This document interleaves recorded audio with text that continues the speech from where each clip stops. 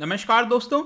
देश में बिहार पहला राज्य बनने जा रहा है जहां पर दो टाउन्स बोध गया और राजगीर, यहां पर आप देख सकते हो इन a first Rajgir Bodh Gaya set to be green energy towns. तो ग्रीन एनर्जी टाउन का सिंपल अर्थ ये हुआ कि वहां पर जो भी इलेक्ट्रिसिटी का पावर का इस्तेमाल किया जाएगा वो ग्रीन एनर्जी से निकल कर आएगा, मतलब थर्मल, न्यूक्लियर, मतलब बाकी चीजों के बजाय जो भी एनर्जी होगा उससे एनवायरमेंट को पोल्यूशन नहीं होगा, उस माध्यम से जो एनर्जी मिलती है उसी को ग्रीन एनर्जी। तो यहां पर उन दो शहर के अंदर यहां पर ग्रीन एनर्जी का इस्तेमाल किया जाएगा। तो देश में बिहार पहला राज्य बन जाएगा जहां पर पूरे टाउन को, दो टाउन को यहां पर ग्रीन एनर्जी के थ्रू इलेक्ट्रिसिटी मिलेगी। तो इसके बारे में डिटेल से जानते हैं कि ये एग्जैक्टली हो कैसे रहा है। यहां पर जो SECI है, solar energy corporation of India, उसका क्या रोल होगा, कितना यहां पर इलेक्ट्रिसिटी का बिल आएगा बिहार के लिए, तो काफी कुछ जानने को है। चलिए आगे बढ़ते हैं। मैं हूं अंकित अग्रवाल और अपडेट के लिए आप मुझे फॉलो कर सकते हैं इंस्टाग्राम, फेसबुक और ट्विटर पर। मेरे लेक्चर की हर PDF आपको फेसबुक पर तो मिलेगी, प्लस साथ में आप मेरा टेलीग्राम चैनल ज्वाइन कर सकते हैं बाय सर्चिंग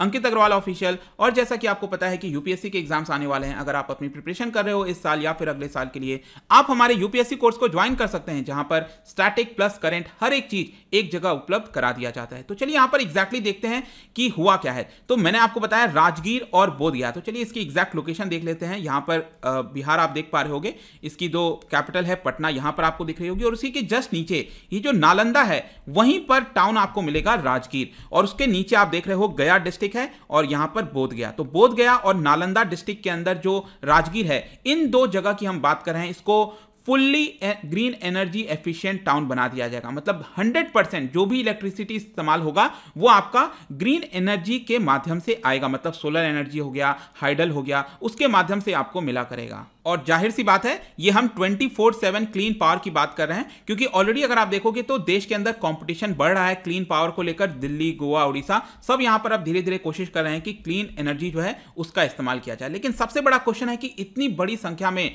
जो बिजली है, जो पावर है, वो कहां से बिहार को मिलेगा। तो यहां पर जो बिहार है वो SECI, that is solar energy corporation of India, जो कि एक सेंट्रल गवर्नमेंट की PSU है, वो यहां पर एक सिस्टम डेवलप कर रही है आंध्र प्रदेश के अंदर। मतलब कि जो भी सोलर एनर्जी के प्लांट्स हो गए, जो सोलर सेल्स वगैरह जितना भी पूरा होता है आपका, आंध्र प्रदेश के अंदर वो सेटअप कर रही है, और इसी को लेकर वहीं से बिजली ट्रांसफर किया जाएगा बिहार के अंदर। आई होप कि यहां पर अब आपको चीजें क्लियर हो रही होंगी। आंध्र प्रदेश में बिजली का उत्पादन होगा सोलर एनर्जी के माध्यम से, और वो आपका ट्रांसफर किया जाएगा बिहार में, और उसी का इस्तेमाल करेंगे इन दो जगह पर। ठीक है, और इसको लेकर बिहार ऑलरेडी इन प्रिंसिपल जो होता है वो ऑलरेडी अप्रूव हो गया है, और बहुत ही जल्दी फॉर्मल जो अप्रूवल है वो यहां पर मिलने के लिए बताया जा रहा है। इसके अलावा मैं आपको बता दूं कि सिर्फ उन दो जगह पर ही नहीं, इसके अलावा पटना के अंदर, पटना में जो इंपॉर्टेंट गवर्नमेंट प्लेसेस हैं, जैसे राजभवन हो गया, चीफ मिनिस्टर का जो स्थान है वो हो गया, लेजिस्लेटिव असेंबली है, MLAs, जितने भी MLAs हैं उनके क्वार्टर्स हो गए, पटना हाई कोर्ट, ज्ञान भवन,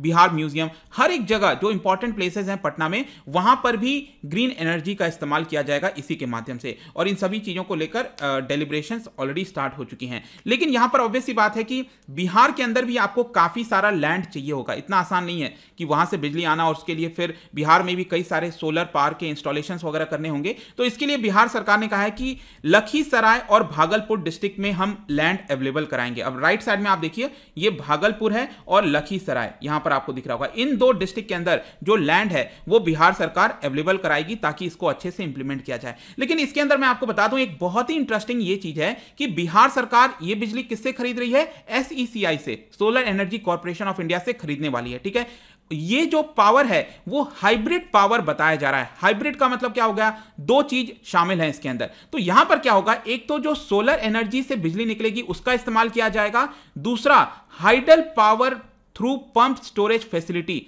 सुबह के टाइम क्या होगा कि सोलर एनर्जी के माध्यम से बिजली प्राप्त होगी, और रात को हाइडल पावर जो है उसके माध्यम से बिजली प्राप्त होगी। अब मैं आपको बताता हूं ये ऐसे होगा क्या। देखो, दिन के समय क्या होता है, सूरज बहुत ज्यादा होता है, तो सोलर एनर्जी बड़ी मात्रा में हम ले सकते हैं, लेकिन उसका कंजम्पशन उतना नहीं होता है। तो जो एक्स्ट्रा सोलर एनर्जी है, जो इलेक्ट्रिसिटी प्रोड्यूस होगा, उससे यहां पर क्या किया जाएगा, शाम के समय, शाम के कहने का मतलब है कि दिन के समय क्या होगा कि टरबाइन के माध्यम से जो वाटर है उसको ऊपर के रिजर्वायर में ले जाया जाएगा, और शाम होते होते जब सूरज कम हो जाता है, रोशनी कम हो जाती है, उसके बाद से इसी पानी का इस्तेमाल करते हुए हम बिजली को प्रोड्यूस कर सकते हैं। जैसे कि फॉर एग्जांपल आप इस डायग्राम में देख पा रहे हो, जो ऊपर का रिजर्वायर है यहां पर पानी को फिल कर दिया जाएगा, मतलब पंप सेट के माध्यम से जैसे भी जो है आपका पानी ऊपर ले जाया जाएगा, जो एक्स्ट्रा हमें बिजली प्राप्त हो रही है दिन के समय, और इस पानी का इस्तेमाल शाम को हम करेंगे। शाम को ये पानी क्या करेगा, ये ऊपर से गिरेगा और टरबाइन होगा यहां पर, और इस टरबाइन की मदद से हम इलेक्ट्रिसिटी प्रोड्यूस करेंगे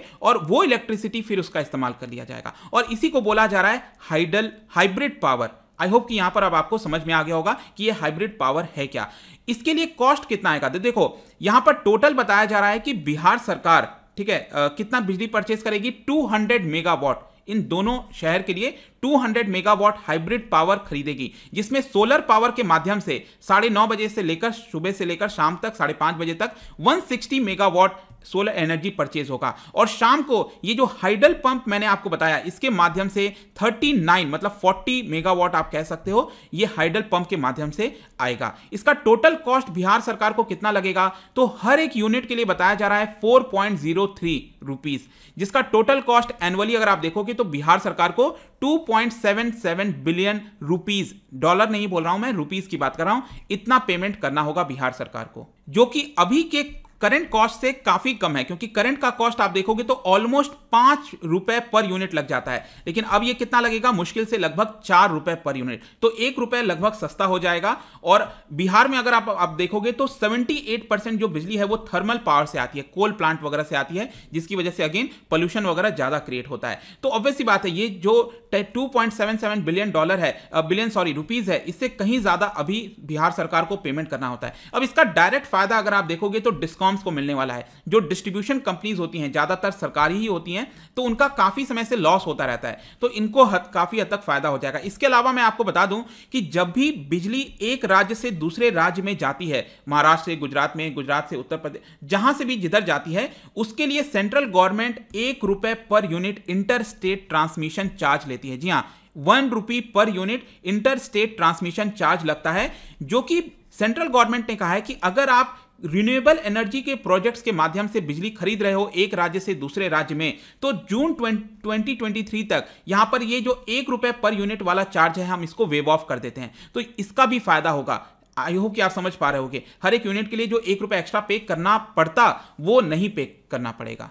तो ये पूरा आपका था। जहां तक बात है कि ये कब तक एक्सपेक्टेड है, तो देखो यहां पर क्या हुआ था, पिछले साल जो solar energy corporation of India है, उन्होंने एक टेंडर जारी किया था, सभी राज्यों को बोला था कि कौन कौन हमसे बिजली खरीदना चाहता है, ये जो रिन्यूएबल एनर्जी वाला है, हम आंध्र प्रदेश में इसकी सारी फैसिलिटी सेटअप कर रहे हैं। तो यहां पर जो बिहार है, उसने इसी साल फरवरी में इंटरेस्ट दिखाया, और इसीलिए सारी बातें अब ऑलमोस्ट एंड स्टेज पर आ चुकी हैं। और यहां पर बताया जा रहा है कि जून 2023 से जो दोनों टाउन हैं, बोध गया और राजगीर, उनको क्लीन एनर्जी सप्लाई किया जाएगा। थोड़ा बहुत अभी डिले देखने को मिल रहा है, क्योंकि जैसे कि अभी मैंने आपको बताया ना कि 160 मेगावाट यहां पर सोलर एनर्जी से मिलना है और 40 मेगावाट हाइडल वाला पंप से मिलना है। तो बिहार सरकार कह रही है कि हमें यही रेशियो में चाहिए, लेकिन जो SECI है, उनका कहना है कि नहीं, हम 40 मेगावाट आपको हाइडल वाला नहीं देंगे, आपको 37.5 मेगावाट देंगे। मतलब कि थोड़ी बहुत कॉम्प्लिकेशंस हैं, ये जल्दी रिजॉल्व हो जाएंगी। अब जो भी कारण होगा मैं उसमें नहीं जा रहा हूं, लेकिन ऐसा थोड़ा सा डिले बताया जा रहा है। तो ये पूरा वीडियो था कि बिहार पहला राज्य बनने वाला है जहां पर 2 जो टाउन्स हैं उसको ग्रीन एनर्जी से सप्लाई किया जाएगा। चलो जाने से पहले, क्योंकि हमने solar energy corporation of India के बारे में बातचीत की, इससे रिलेटेड 2 स्टेटमेंट मैंने यहां पर दिए हैं, बताइए कौन सा करेक्ट होगा। इसका जो राइट आंसर है आपको पता ही है कि मेरे इंस्टाग्राम पर तो आपको मिलेगा ही, अगर आप इंस्टा पे नहीं हो कोई बात नहीं, टेलीग्राम से भी आप इसका राइट आंसर ले सकते हैं। मैं कई सारे MCQs यहां पर डालता रहता हूं स्टोरीज के फॉर्म में, आप जाकर प्ले कर सकते हो। अगर आप मुझसे इकोनॉमी पढ़ना चाहते हैं, कोई भी कोर्स परचेस करना चाहते हैं, स्टडी IQ ऐप पर जा सकते हैं। आई होप कि वीडियो आपको पसंद आया होगा। मिलता हूं आपसे next time, till then thank you very much, see you soon.